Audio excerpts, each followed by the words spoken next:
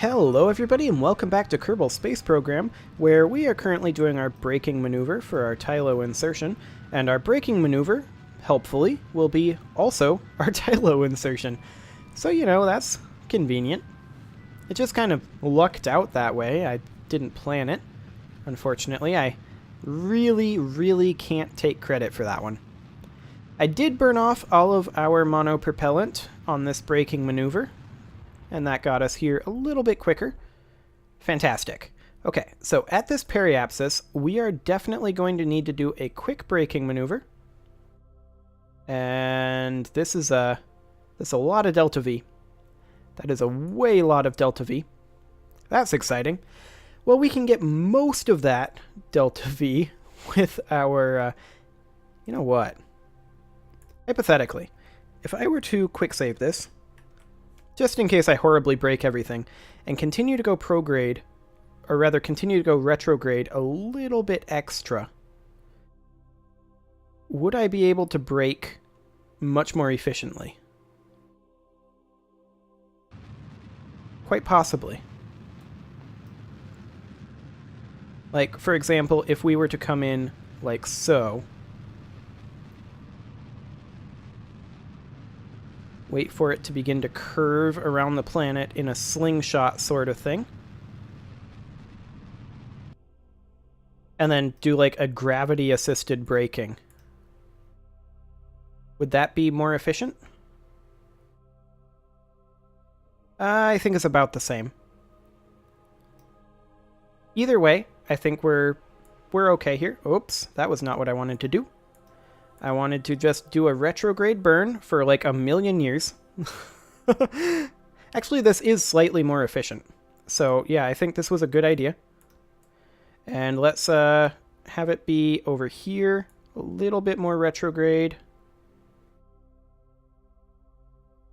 A little bit more over... Oops, did not mean to do that.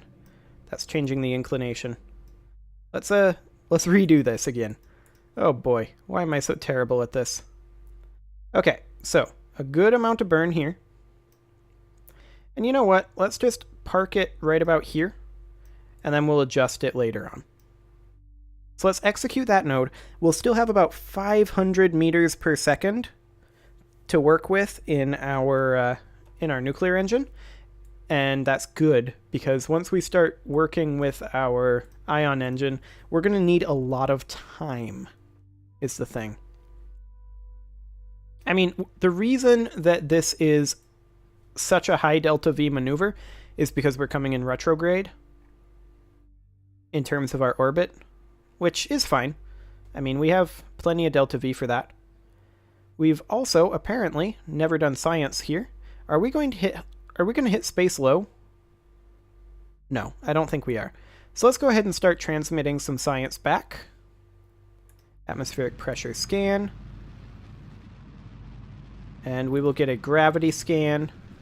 We're not going to do the mystery goo observation or the materials study just yet. But this is going to be a pretty lengthy burn. It's going to burn nearly all of our fuel off here. We can do a gravity scan here. Go ahead and transmit that. Fantastic. We've also gotten the first flyby and the first scientific data from Tylo. That'll go a long ways towards offsetting our expenses here. Hello, Tylo. You're looking blurry today. Oh, it hasn't loaded the high-res texture, apparently. I do want to see, as we approach our periapsis, if we are going to be in the in the low space. I don't think we are. I really don't. We can deploy our scanner, though. Why did that turn the camera around? That was a little weird. But whatever. We are still an hour from escape, so we will definitely be able to get this braking maneuver done. In space near. Look at that. Okay, so we definitely want to get our mystery goo observation done here, and our materials study here, since that's better science. Yep, go ahead and transmit that, and a gravity scan, and an atmospheric pressure scan. Transmit it all. Okay, lowlands, gravity scan. We do have an in-space near here. What else do we have? Lowlands, we've already gotten. We can't do another mystery goo observation and materials study, unfortunately. But hey, Mara. Fantastic. What else do we have? Highlands. We'll get that. Excellent. And we are making good progress on this braking maneuver. We're nearly in orbit, which is what we need. Once we're in orbit, we can get anywhere. It'll just take forever. That is the joy of ion propulsion. But the nuclear engine for this braking maneuver was basically necessary because the ion engine probably wouldn't have been able to brake in time. Okay, so we are just about there. We're over the Midlands right now. We're actually in space high, so that's fine. There we go. Fantastic. That's what I like to see. There. Perfect. Okay. Good enough. Now, we are 2 degrees off in terms of our inclination, but I would rather fix our orbit first. So right about here, I would like to burn... Not there. What am I thinking? Why would I want to burn there? No, we want to burn... Oh, come on. We want to burn prograde more like here. Although, maybe not that prograde. More like here. Here. And then a little bit more prograde. That was retrograde. That's gorgeous. Maybe a little bit... Oh, a little bit over. Like... Hang on, let me adjust the DPI on my mouse here. Okay. Maybe slightly like that. Yeah, that should do.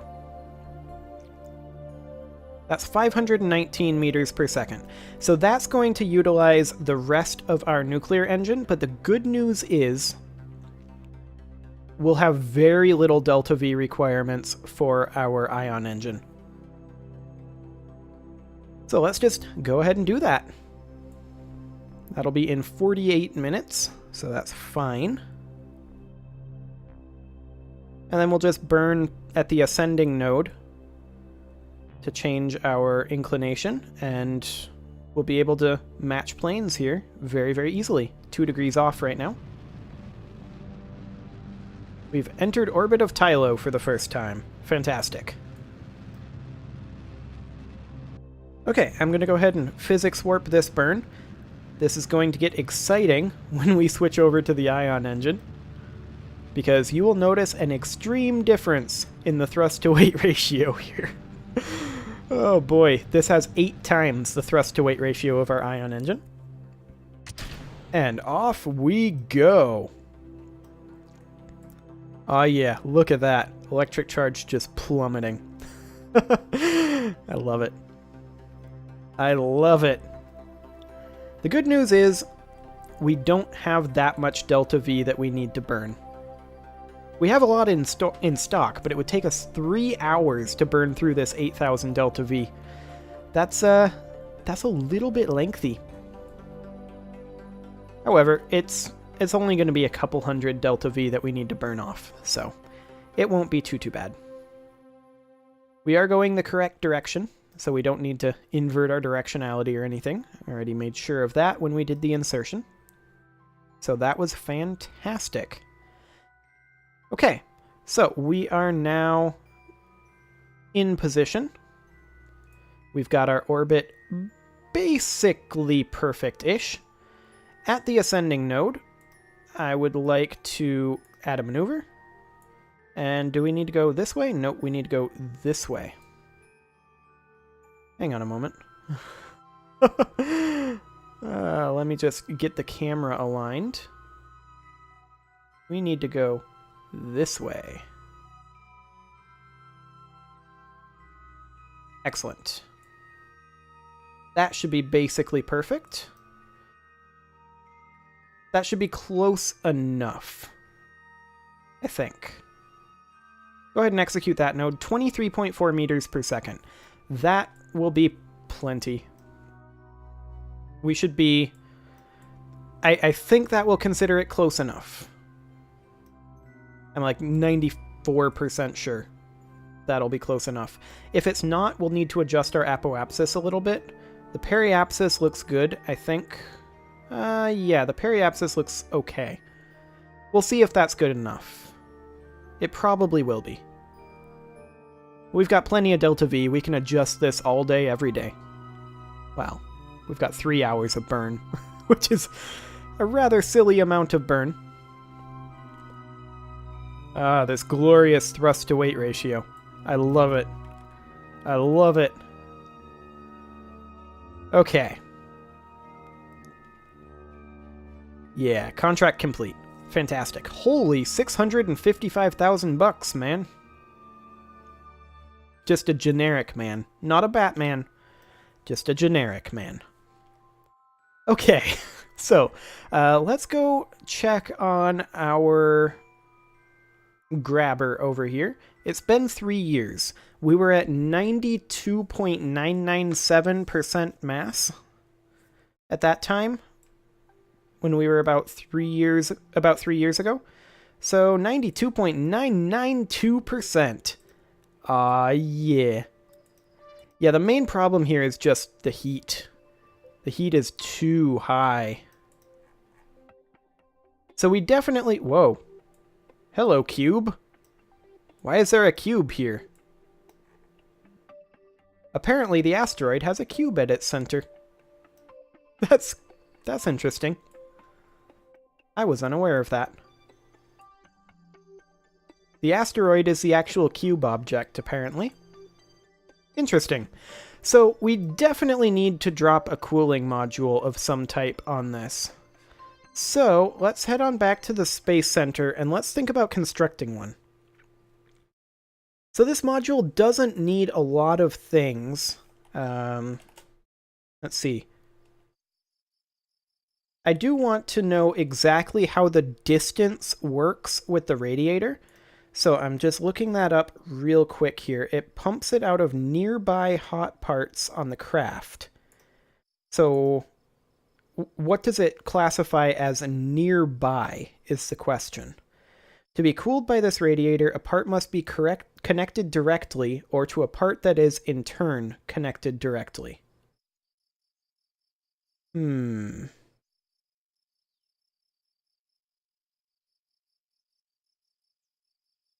What exactly does that mean? It must be connected directly or to a part that is in turn connected directly. So let's see here. Let's head on back. This may not actually be a viable thing. What we may want to do is we may want to land a second mining module on it. Let's see here. Because, I mean, in 4 years, it barely got anywhere. Just because of overheating. Now, some of that might be because it's in the sun, but we are way out by Joule. So if it's connected to a part that is connected to the overheat. So the question is, does the asteroid count as a part? Because these parts are connected to the convertatron, which is connected to the advanced grabbing unit.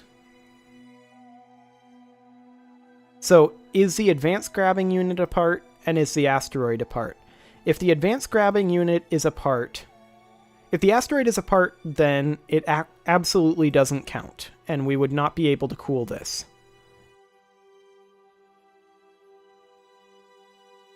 However, if hypothetically the asteroid isn't a part, and the advanced grabbing unit is not considered a part, then the convertatron is the next one here. However, one thing we could do is we could say it really doesn't matter, and we could land a second one of these just with some cooling capacity. And that way, if it does have, okay, so if it does have the ability to carry over, then that would be fine. If it doesn't, then we can just destroy the other one or leave it there or transfer the whatever. We could just ignore that, and then at that point we would be fine, because then we'd have a cooled production facility. Right? So, okay. Let me try to explain this a little bit better. So, we've got our grabber Mark 1. We've got one of these right now on the asteroid. It's got some cooling issues. So, the advanced grabbing unit here probably counts as a part. Almost certainly counts as a part. So I don't think we can get radiators that would actually do that. But what we can do is we can move the Gigantors down to here. Since we're not detaching this, that'll be fine. And instead, we can have some radiators here, like so. These radiators will cool this part, as well as the excavators. I'm not as concerned about the excavators, however. But what if we had six-way symmetry here? Yeah, that would work. So we could have 6 radiator panels there. Okay. It does only cool nearby parts, so it's attached to the Convertatron. So this should cool itself. We can't attach anything to the advanced grabbing unit, and that will probably act as a buffer. So I think that one that we've got there right now is basically non-viable. It will continue to very, very slowly extract, like incredibly slowly. But I think this is the better solution. And then the question is,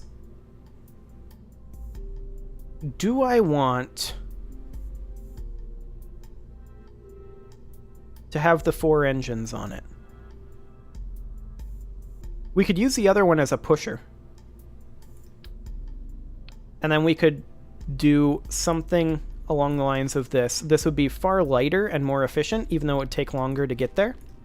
We could do a nuclear engine here, like so. Like that. Ditch these modular girder segments here, and then just have strut connectors like we did before. Like so. And we can ditch these, connect them together, like so. We've got our fuel running in, fantastic. Check our staging, these fire off. Side tanks detach. We don't have a decoupler here. That's a problem. Good thing I checked. Let's see, we want a TD12, I think. No, I think we want the bigger one. TD25? Yeah, that's the one we want. Okay, so the TD25 detaches here, like so. And we'll have a lot of burn time. This will be much more efficient. The thrust to weight will be kind of garbage, so it'll be lengthy to send it there.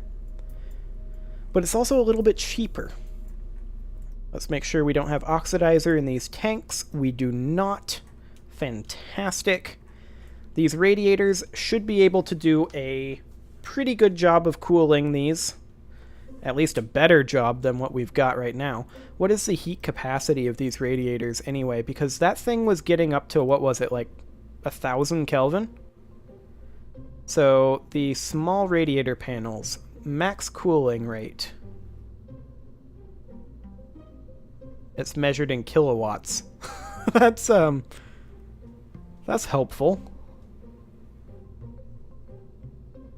Okay. Why is it measured in kilowatts? Is the heat production of the Convertatron measured in kilowatts? Max cooling 75 kilowatts. Optimum temperature 1,000 Kelvin. Required cooling 100 kilowatts. Okay, so this will be overkill for that thing. What about for the Drill-O-Matic Junior? Required cooling 50 kilowatts. And each of these have 1,000 kilowatts cooling. This is so much overkill. However, if it does through some miracle transfer, having all of this as a quasi-cooling module would be nice. Granted, once we have the mining operations on this asteroid done, less nice. But let's go ahead and save this.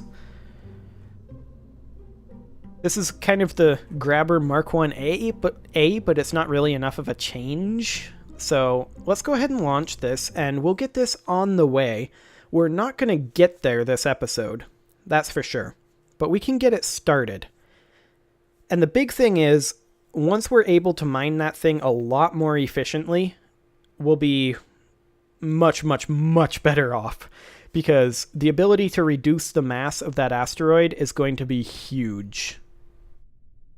So let's just go ahead and get our second module there. Interestingly, this will also get us enough fuel. So all we would need to do is have the Kerbonauts there. And have it in position. So let's go ahead and have the ascent guidance engage autopilot. There we go. And up we go. So theoretically, this will be more efficient in terms of delta V because we only have the one engine. With only the one engine, I'm still going to be using the other one as the pusher because it'll be able to have much, much better thrust to weight. So that gives that one a reason for existing. But for right now, this one is going to be the important one at that asteroid. Now we're going to have to figure out a way to get onto the asteroid from a slightly different angle. We'll have to see what angle we're coming in at.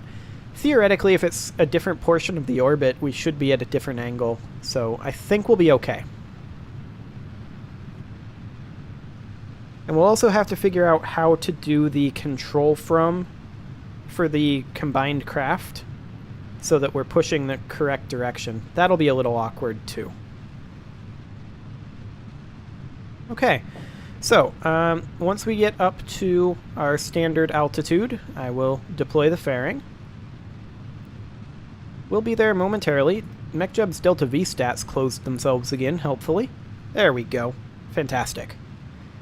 Okay, so we've got about 30 seconds of burn left in our side stages, our booster stages. We are pushing up through the atmosphere incredibly quickly, maybe a little too quickly. Each of those nuclear engines are quite heavy, and so going from 4 to 1 is a significant weight savings, is the thing. So we're going to have a lot better efficiency here. Yeah, see, we're already at our altitude, even though we're only at 35 kilometers. Need to turn on RCS to avoid pitching too much. There we go. Fantastic. Fairing deploy at 50 kilometers. There we go. And we're just going to burn straight prograde the moment we hit space. We have an extra 5 seconds of burn in these side stages, so that is fantastic. This thing's got a lot more delta V, even though it's almost exactly the same rocket. And in fact, it's got a couple extra things. Okay, prograde. Let's go. And ditch those stages. Fantastic. Off we go. Okay, basically as soon as we break orbit here, that'll be pretty much perfect. So, I definitely learned something in this play session, and that is if you're going to have a convertatron and some mining drills, have a cooling solution. Good to know. I've never really done too much with that sort of thing. I've done some surface mining before on Kerbal. That was a long time ago, and essentially what I was doing with it was really inefficient. What I was doing was I was just mining at the KSC, filling up big fuel tanks, and then launching unloaded, docking a fueling truck up with it, fueling the rocket, and then launching, just to save money on fuel costs. It didn't save much money, but it was a nice little bit of RP, and kind of fun.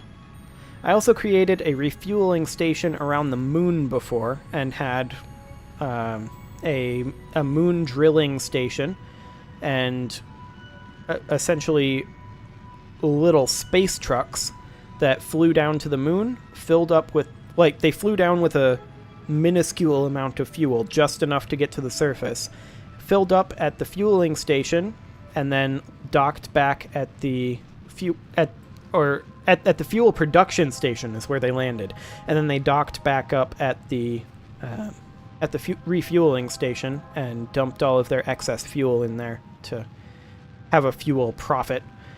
It's a nice little thing.